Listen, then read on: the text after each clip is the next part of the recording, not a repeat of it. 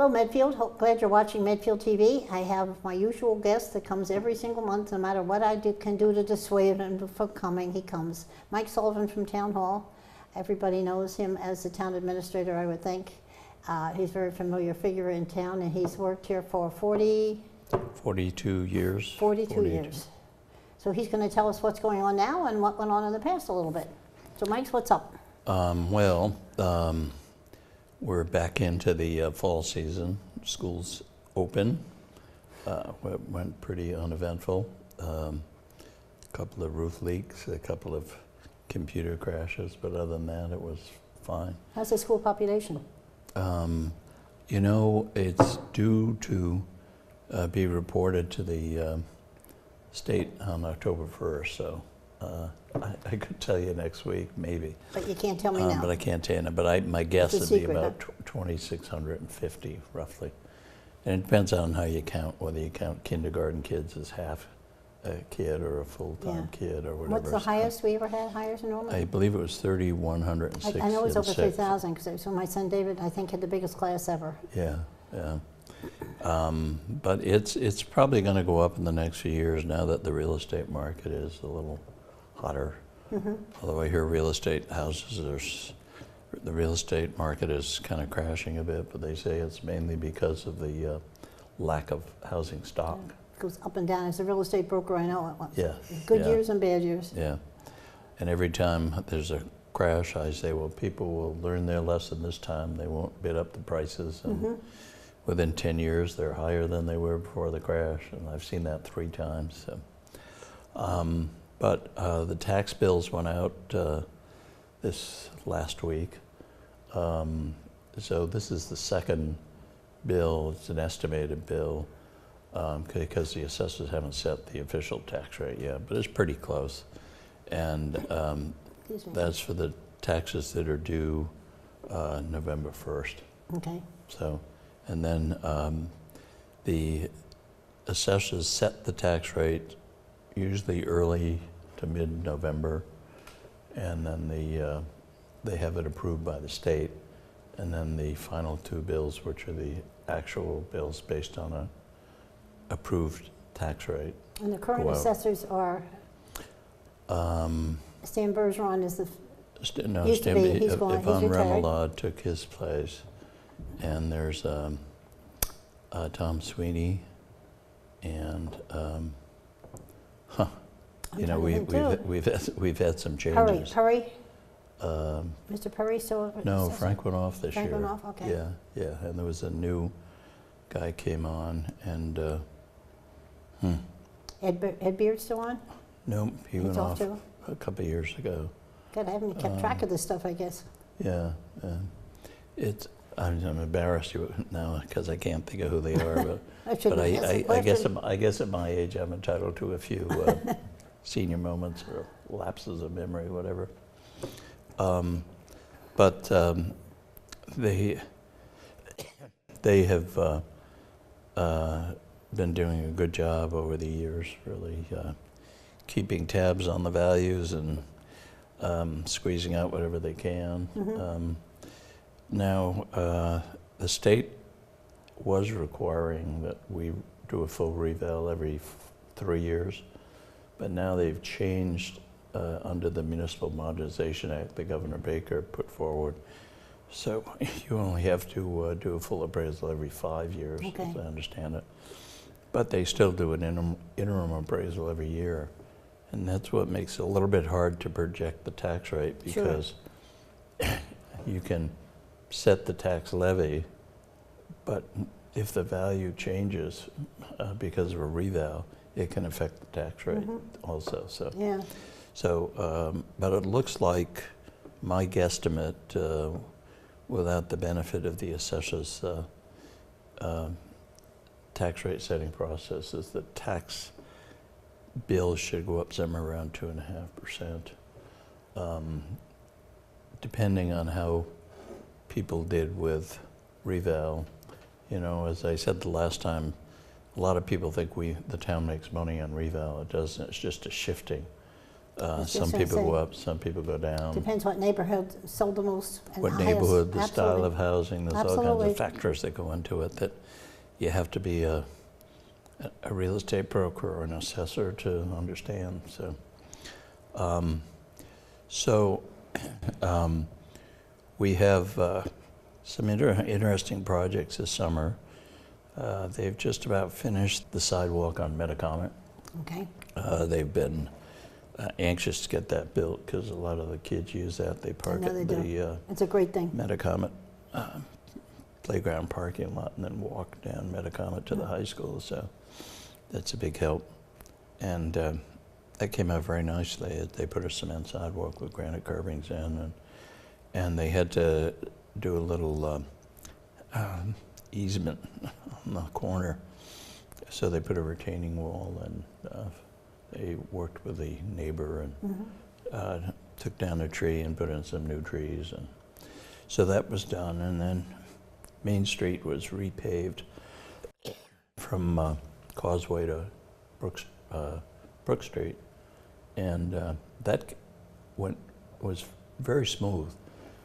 We did it at night, and it avoided that chaotic traffic in the commuting hours. So they didn't start about 7 or 8 o'clock at night. And gee, it came out very nice. It was quick. And I think we only had 1 or 2 complaints about the whole process. So. I got a lot of compliments about it. Yes, I I was think that surprised was that the people were so pleased with the way it worked. Yeah. Poor Medway has taken the rap because they have a much more complicated project going on up there. And people say, well, how come Medfield did it in a couple of weeks and Medway has taken years? Well, Wow. they have drainage and water lines and sewer lines and everything else. So you can't really compare the 2 projects. But so the only thing, then they striped it. When I was walking down to get my car today, because my inspection sticker was due in September and it was getting kind of close. It would have been fun if you got caught. I did one year. I used to have an 8, now I have a 9 because I forgot. I got caught one year. It changed it. Yeah, Bobby Norton saw me driving, and he whistled me over. I said, what are you doing? What did I do wrong? He said, look at that. I had no idea. I got caught once in Walpole, and the officer said, you don't have an inspection sticker. I said, but it's a brand new car. I thought the car dealer put it on. And he said, no, that's your responsibility, but he was good. He gave me a day to get a sticker on. So. But anyhow, I noticed that the only thing they haven't done yet are the crosswalks, so that's remains to be done. But it really looks very nice, came out very well. They used a vibrating compactor to give greater compaction, so when those Tresca trucks roll over it a couple of 100 times a day, hopefully it won't deflect as much. So. And then the Bobby Borelli's finishing up his house on North Street? North Street. Yeah, it's looking very nice. It's very attractive. It looks very nice from the street. Yeah. And he's now applied to do another one, a house next to it. He's purchased and is going to do the same thing, convert it to 8 affordable housing units. That's great. Well, actually 2 affordable and 6 market. So be a real improvement, to, especially with the building he put in across the street with the shops in it and offices. And so that whole block has really come along quite a ways. And we're trying to figure out the best way to try to get North Street rebuilt from Dale Street down. And unfortunately, this state changes its criteria all the time, and now they want bike paths and connection to mass transit and all these things that favor cities and towns that have transit stations. So, but we're trying to see if there's some other way we can come up with it. So. My biggest problem on Dale Street, because I walk that way a lot, is crossing those railroad tracks. The ties are in very uncertain condition on those when you walk along the sidewalk on the crossing the railroad tracks. It's a little scary. Oh, this is the one up near Adams Street? The one at Dale Street. Yeah, but near Adams. Yeah, between 27 and that. I didn't realize that, yeah. Really bad. Because I noticed the one up, the one on Main Street now is much better. Since Oh, they yeah, come in, yeah. I'm jealous. Yeah. I wish we had that on Dale Street. I think the state is planning on redoing all the grade crossings because they want to get the train speed up to 30 miles an hour, so. But this would be an important one because there are two schools right there. Yes. And there are a lot of school kids, surprising number, that walk up and down Dale Street. But that's not the Department of Transportation's concern. No, but it's my concern. I'm worried about the kids. Yeah, but their concern is about moving freight. I know. And that's a good thing, too. I guess, as long as they don't start running 20 trains a day through the town. But in order to get up, I think they're under a limitation of 10 miles an hour now. And in order to go up to 30 miles an hour, they'd have to redo the grade crossings and put gates. And I think we have 7 grade crossings in town. You don't realize it until you start counting them up. I'm trying to think. South Street? Well, if you start down south, you've got South and Elm. That's what I'm And thinking then of. you've got Curb. Curb is a bridge. That's actually That goes goes overhead. so that's not yeah. really a crossing, yeah. And then you've got Main Street. And then Dale Street? And you've got a bridge at Prairie. Yeah, on but the that's bridge. again, it's not a crossing, it's over. Yes, and then you've got Cottage Street. Cottage Street and then Hospital Road. And then Dale. Yeah, I said Dale, yeah, and Hospital Road. And then West Mill. Oh, that's right. And then Hospital Road. Okay, I forgot West Mill. I didn't remember Yeah. the others, forgot West Mill. Yeah.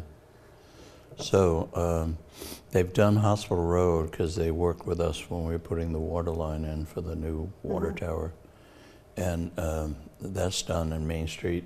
They did a couple of years ago, work with us on that one. So, but the others, they've been replacing the ballast and the ties and putting in welded rail, I believe. Might be much better. Yes, I don't know what it implies because there's a Department of Transportation freight study, and it says this is one of the few lines that has the potential for positive revenue for freight. So, and it's since they closed down the Beacon Yard, which is where the old Coca-Cola plant was in Brighton, my understanding is this is the only way in Massachusetts to get freight off Cape Cod, New Bedford, and Fall River up to Framingham for the main line that goes from Boston to Albany or Selkirk, New York.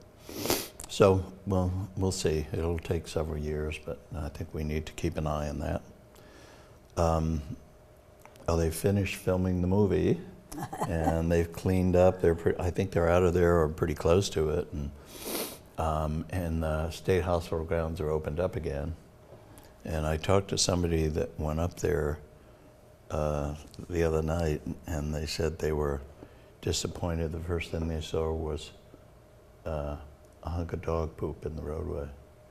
Some lazy slob wouldn't pick up after themselves. So they said, you know, it only takes a day. They're right back to the old bad habits. So some people just don't care. It's unfortunate. No, they don't.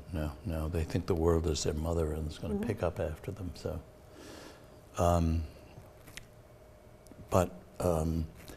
so that's going strong.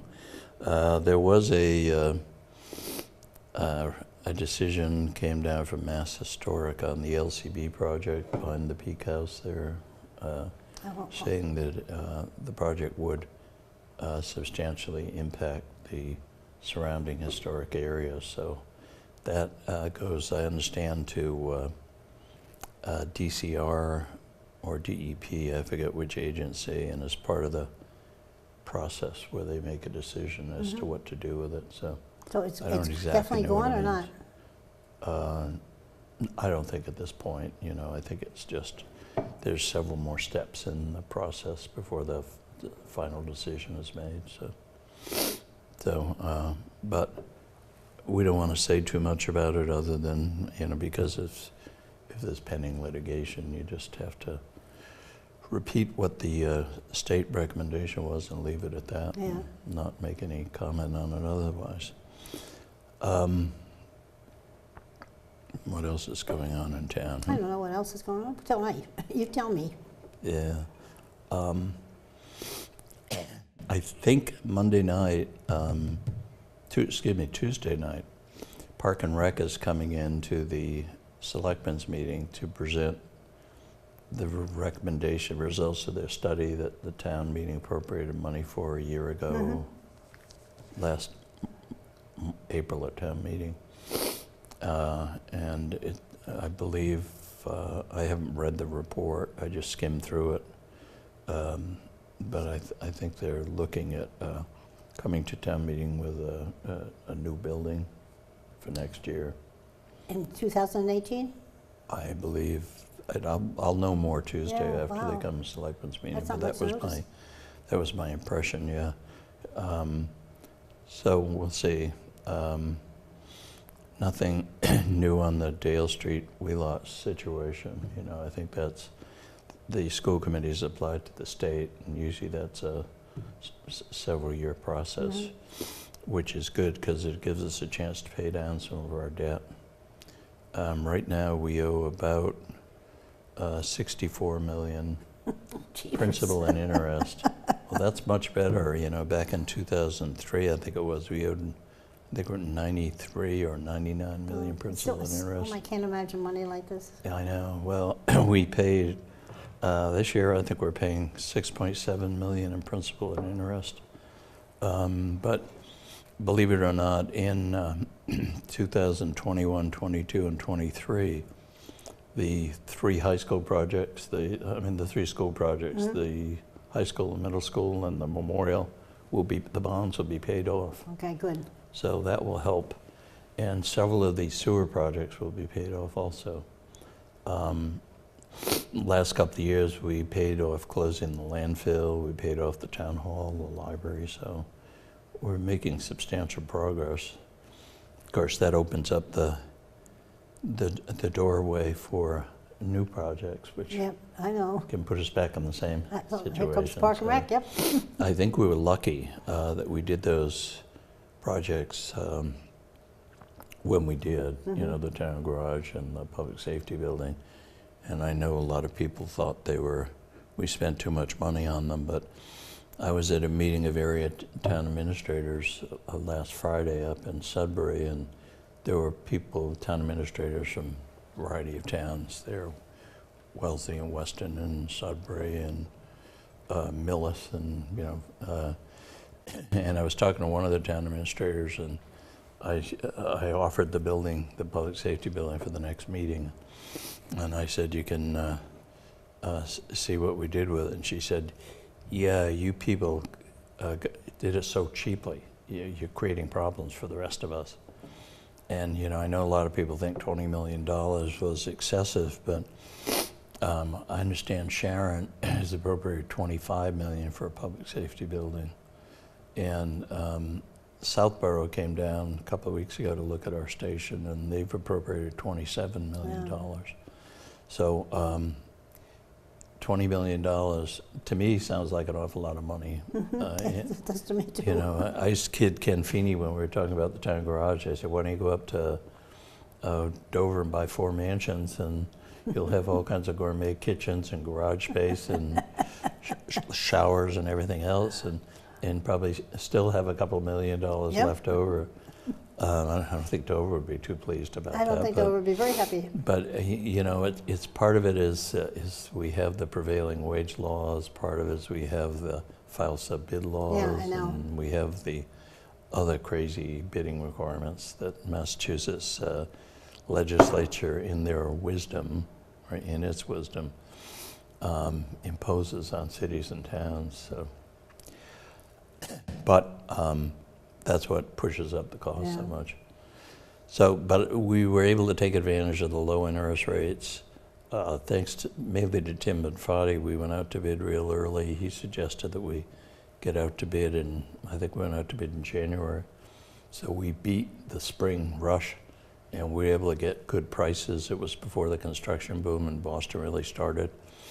And we got very good prices. We got a very good contractor, and we had a good architect. And I've never seen a project go quite so smoothly, and I credit the 2 chiefs and the building committee for that. That's great. I think they did a wonderful job, and the town really owes them a debt of gratitude. You're done right.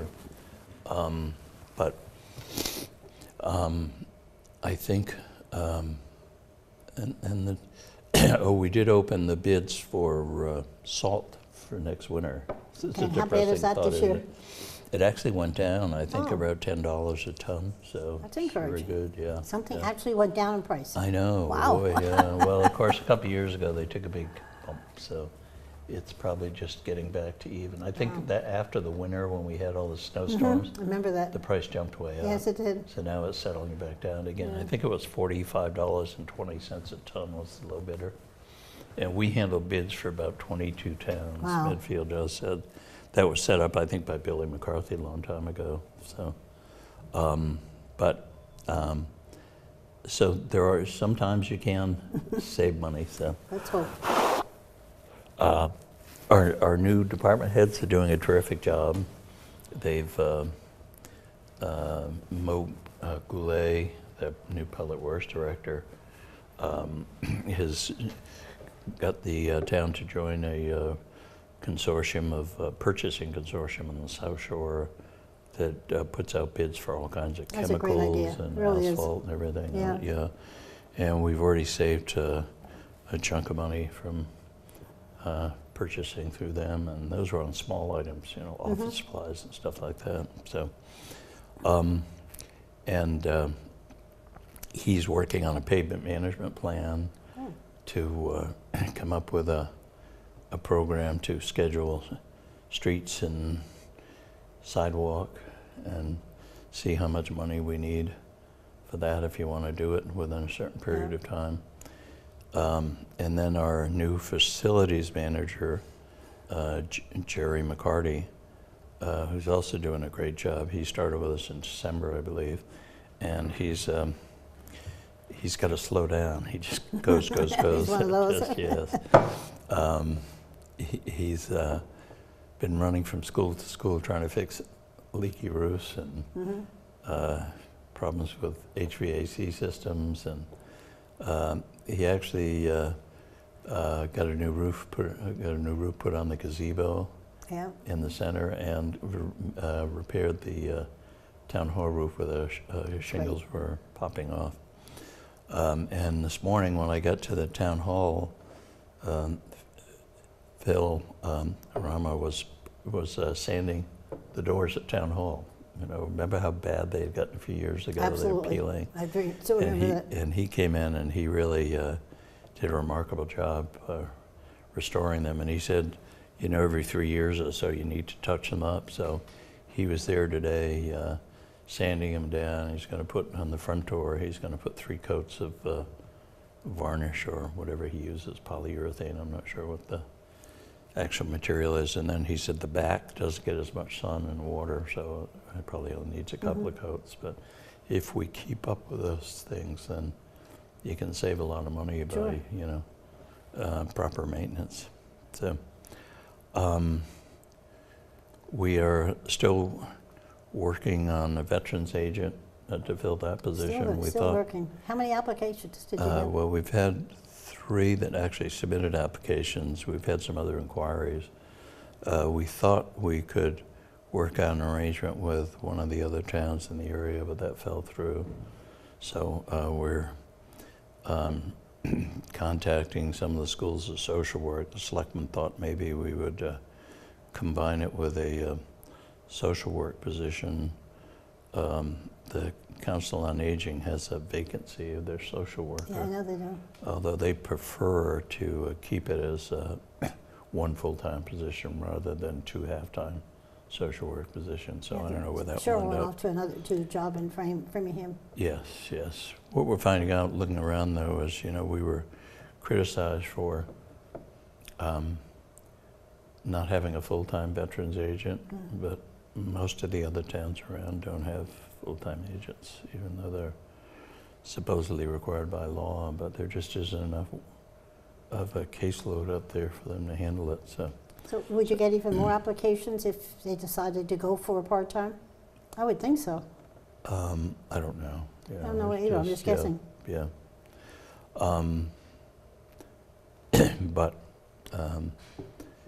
you know, every dollar counts these days, and you try to keep things down when you can. So we're looking at the health insurance. We met last night, the Insurance Advisory Committee, and they got the rates for the senior plans.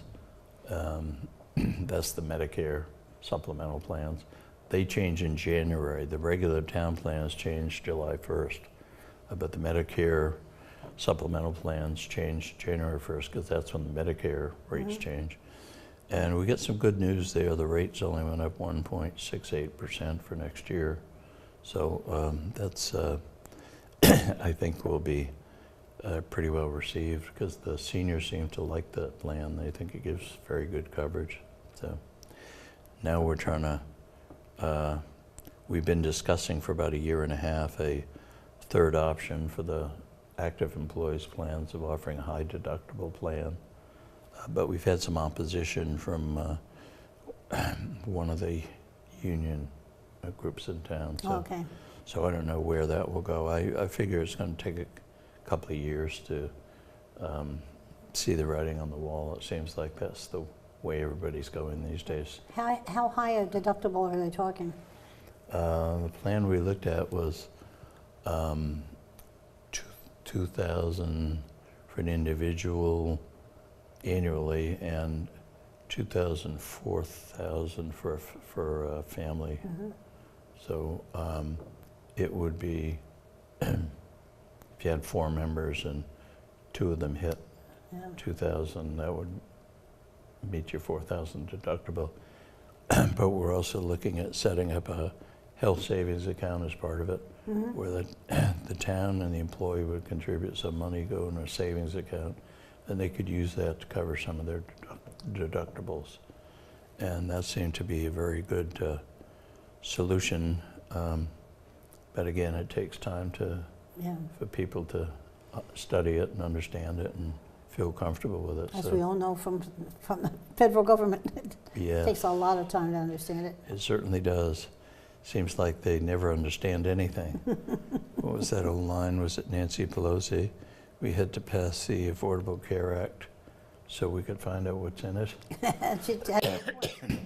And some of the other things that are coming out of Washington are even crazier these days. So. But that's interesting. We're starting the budget process, and we're starting to put together a list of warrant articles. The warrant committee, the chairman of the warrant committee next year is Tom Marie, who's been on the committee for a number of years. Yeah, he's terrific. He's a nice guy and very capable. He's taking over from Martha Fester, who did a great job also. She was really terrific. And Martha's still active. In fact, before I came down here, I was talking to her and Chris, my assistant in the office, Chris Cherweiler, about the hospital. You know, they're still trying to come up with a financial plan for the state hospital that makes sense and doesn't bankrupt the town. So, and it's tough. You know, it's there are so many different ideas of what to put up there. Yes, there are. One of us could do it. Yeah. But trying to get 10,000 people to agree on what to do is a whole different ballgame. Yeah. And, you know, a lot of the things that people would like to see become difficult because they don't want a lot of density up there. And the developers, in order to fund some of the, what I call the throwaway projects, because the developers don't make money on those, they're a cost to them. And the more of those you put in, the more density the developers require. To make the money. So there's got to be a balancing act somewhere. So I still think in my own mind we should have gone with the 440 units that the selectmen negotiated 10 years ago. We should have done that years ago. It would have been. Look at the money we would have saved. Sense. The time we would have saved. Yeah, and we would have met our 40B requirements. But a few people really sabotaged that one. Yes, yeah. Doesn't take much. Say you're going to ruin the schools and a few other rumors like that, and nobody's for it. So. It's funny, this morning I turned on Medfield TV after breakfast. I was having a cup of tea, and they replayed my interview with Tony Kalo. And I hope they'd run that again before the town meeting. Yeah. Because Tony was the acting superintendent up there for years. Yeah. And long-time resident of Medfield. He was on the Warren Committee with me also. Yeah. But he gave an awful lot of history about the hospital from just the last 50, 100 years. It was great. Yeah, I remember when the DCAM first came in, I was looking at it, and I said, you need to talk to Tony Kalo because he can tell you everything that went on up there. Absolutely. Where all the secrets are buried. So,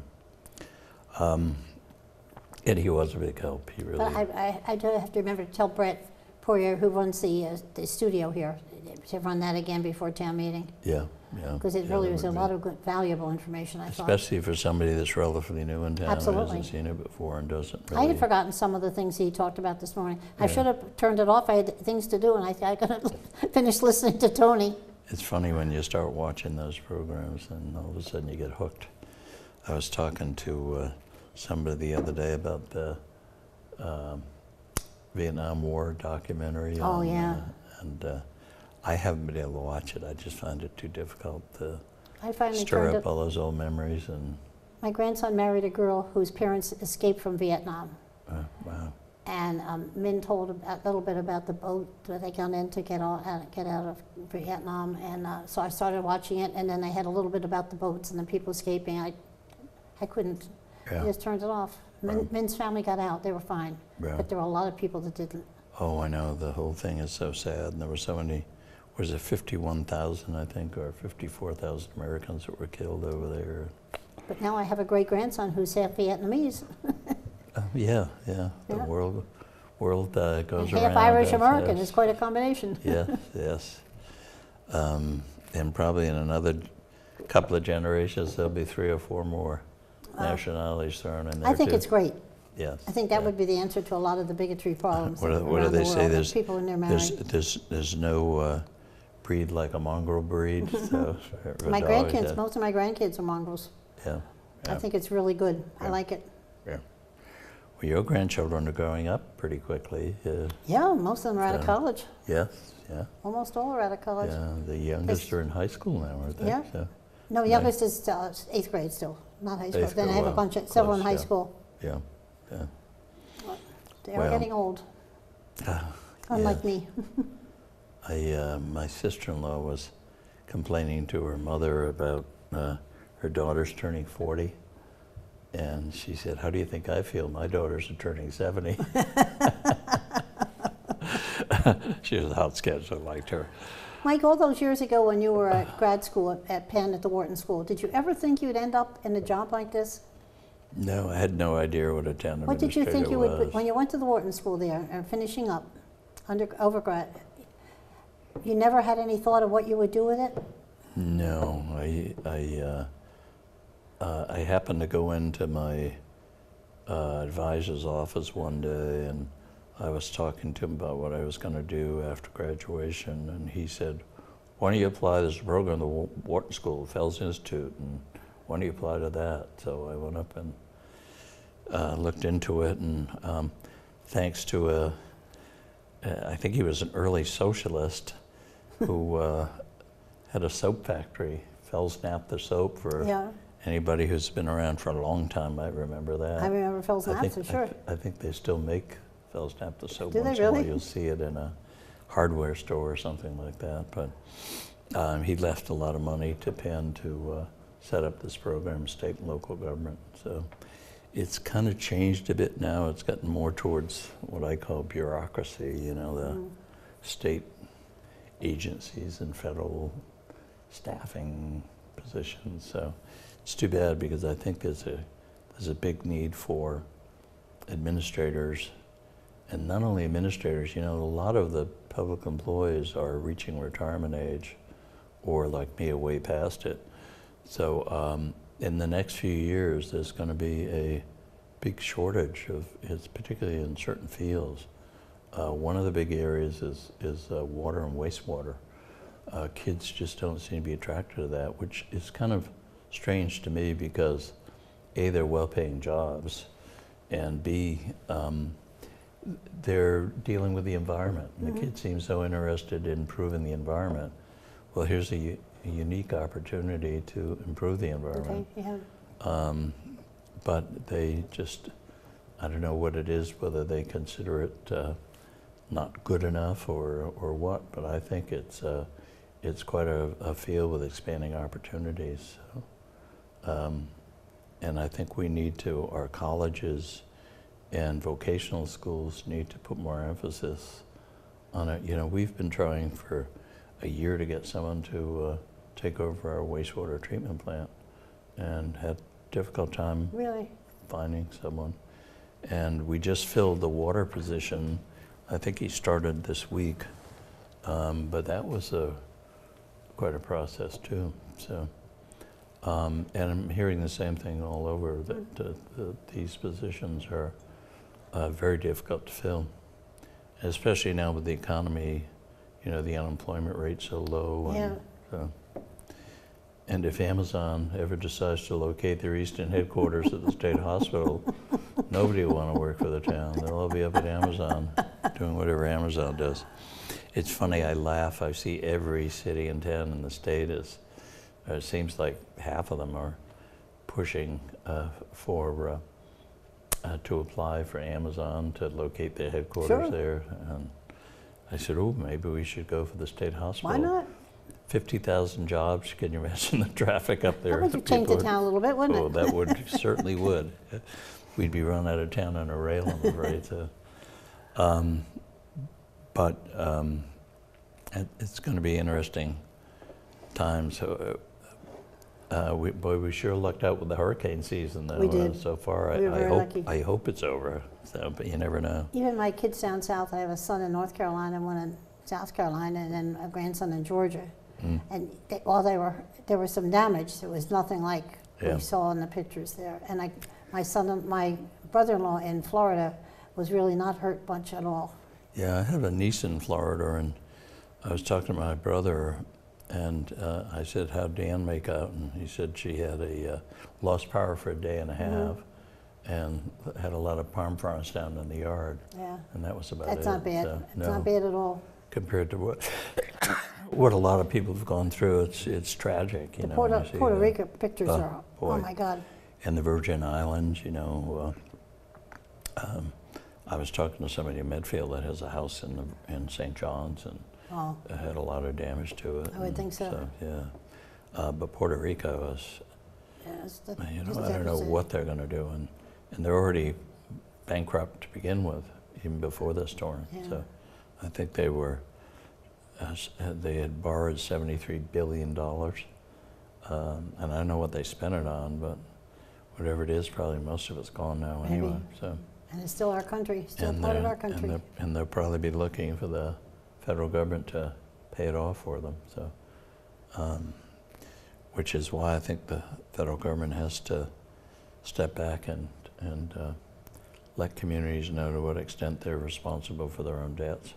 So I think that's an unconscionable amount for not even a state, it's a territory to rack up and then expect the taxpayers to pay for Absolutely. it. Now, you certainly want to help them out because they are in desperate straits and they need everything from power restored to bridges and roads rebuilt to water lines replaced, and you know it's going to be years by the time they get it all done.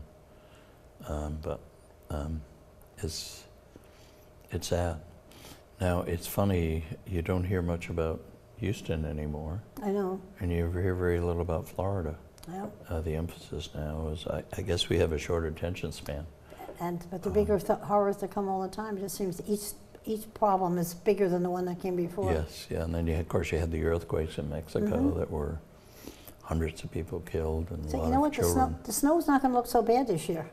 No, It a really couple of won't. people have mentioned that, said, you know, those blizzards don't seem so bad. That's I said, exactly wait, what I'm thinking. I said, wait till February. So, Yeah, we'll have to remember this though. yeah. But, you know, I guess no matter where you go, people think you go down south, you'll escape the bad weather. And, you know, they have tornadoes and hurricanes, and if you go out west, they have Santa Ana winds Yeah. and forest fires and floods and mudslides and I everything guess there's else. no perfect place to live, No. but we're no. not too bad here. No, we as long as we can complain, keeps us happy, I guess. So. I hope to spend the rest of my life here. Oh, they just Yes. ran the interviews that I did with Richard DeSorga.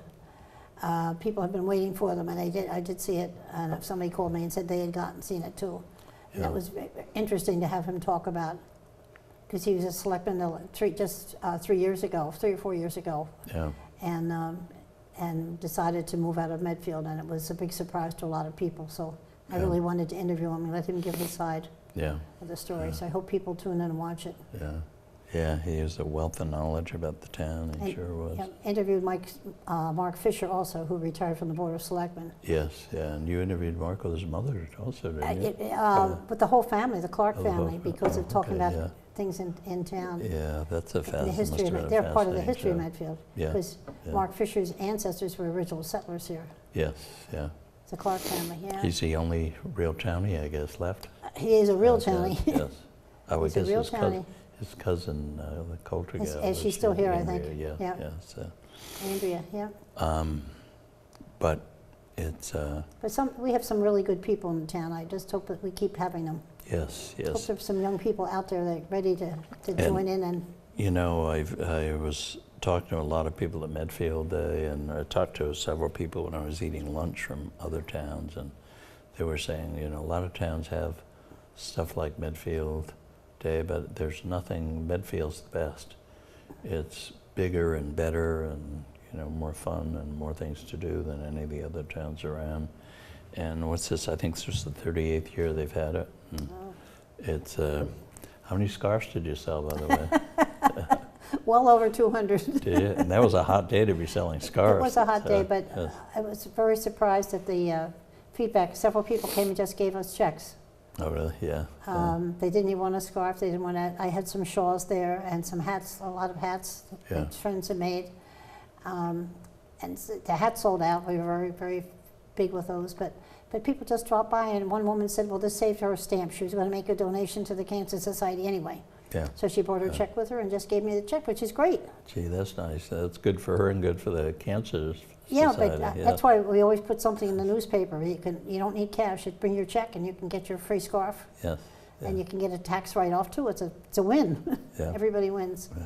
So it was, but some of those people just said no. Just take the donation and get somebody else. Well, I got to give Memo a hard time because I bought $20 worth of chances for the Memo booth, Oh, did you?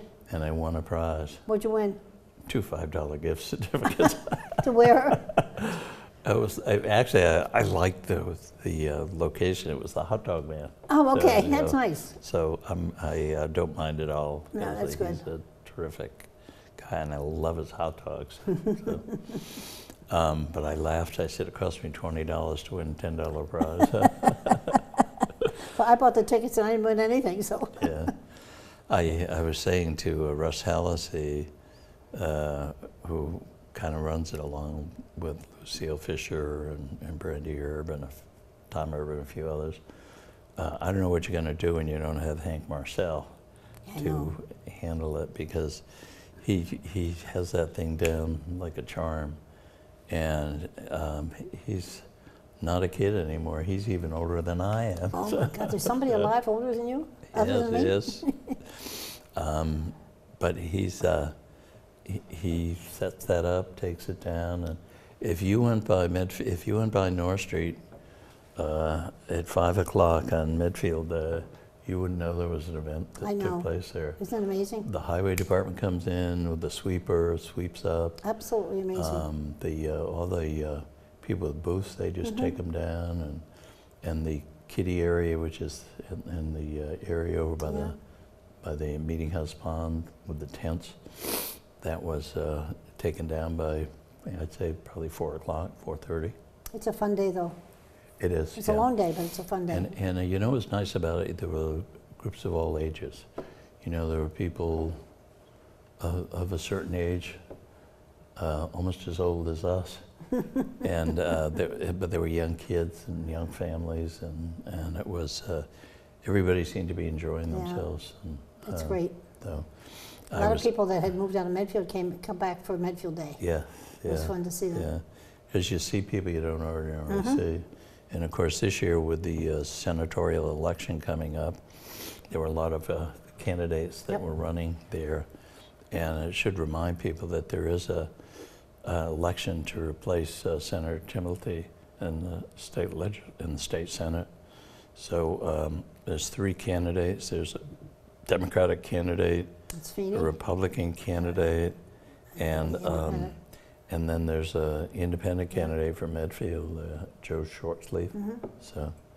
So here's your opportunity to vote, and if you don't complain. I know. So because it's an important position. There's only 40 senators in the legislature, so. The town clerk used to tease me because she said, when somebody would complain about something vote had made at town meeting or some other vote that was made, I would always check with the town clerk and say, did they go to the town meeting? Did they vote at the Yes. election? Yeah. And she said at that point, I was the only selectman that had ever done that. And then Yeah. I would call them back and say, well, if you had been there and spoken your piece then, it might have made the difference, and it could have. It's funny how people will complain, but then when they have an opportunity to do something about it, many of them just Yeah. can't be bothered. So, and then there are the others that never complain about anything and always volunteer. And, Yep, I know, so it's like Hank Marcel. yes, that's right. Yes. Although I think you've made a few complaints over the years. Not to Hank, not about Hank, I haven't. Not about a heck. You better not about a heck. He's one of my heroes. No, I think he's everybody. Anybody that knows him would say that. Yes. No, he's a great guy, and he I always doesn't. say, I always tell him he's the biggest kid in town when you see him down with the Christmas You're right, lights or you're the right. holiday lights down at But he's always grinning Baxter about Road. it. He likes it. Yes, yeah, yeah.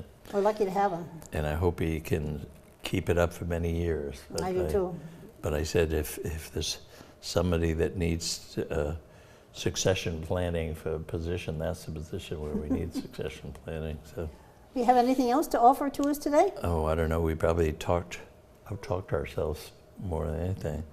I do hope people vote in the special election. And it's which day? Do you remember? Park and Rec is coming into the selectmen's meeting to present their plan Yeah, on but Tuesday what night. date is the special election?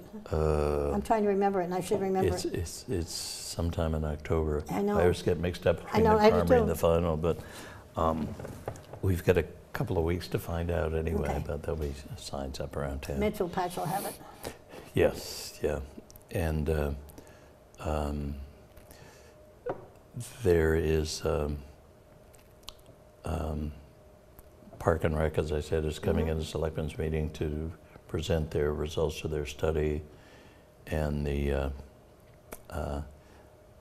Mo Goulet, the public works director, is coming in to discuss the bridge, the Phillip Street Bridge. Okay. He's hoping by next week. They were supposed to submit the 100% design plans to the state for review and approval, and that should hopefully go quite smoothly. So we're hoping that Okay. within a week or two we can get the bids out, and that project should go quite quickly because it's really just the superstructure. It doesn't involve too much underneath the bridge. So. And I know a lot of people down there are very anxious to get that road open again. I would think so. A few of them actually like it being closed off. Yeah, I can so, see that too. Yes, Absolutely. yes. But most of them, I think, are. When I lived They've on had North it by Street, now. we used to like it when they had to close the street down for some work Yeah. on the road. It was, yay, I it's know. quiet. Yeah, I live on Nebo Street, and every once in a while there'd be something where they shut it down between Hillcrest and Ledge Street, not Ledge Street, but whatever. And it was always nice to be able to walk down the street without Yeah. having to look for cars. And so. But I'm sure there's 5 or 6 things we've forgotten to bring up, but we'll save them for next month anyway. We'll remember next time. Yes, yeah. Okay, well, thank you for coming, Mike. Thank you. And it's always fun. You people out there watching Medfield TV, thank you very much for watching Medfield TV. I appreciate it. If you have any ideas for questions for Mike, get them to me before he comes next month. Or if it's really urgent, we'll see if we can get him back sooner. But make sure you watch Medfield TV and learn more and more about the town as much as you can. So once again, thank you very much for watching.